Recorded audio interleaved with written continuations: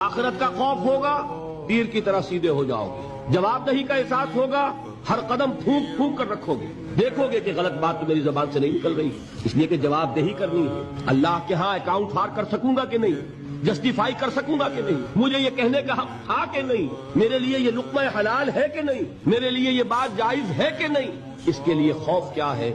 آخرت کا خوف ہے تو درست ہوگا، عمل صحیح ہو جائے گا۔ آخرت کا خوف نہیں ہے، ایمان باللہ کیا ہوگا؟ ذات و صفات کی بحث ہو جائے گی، علم کلام کا معاملہ بن جائے گا۔ یہ جان لیجئے ایمان باللہ ایک ذہنی عیاشی بن جائے گی اگر آخرت کا خوف نہیں۔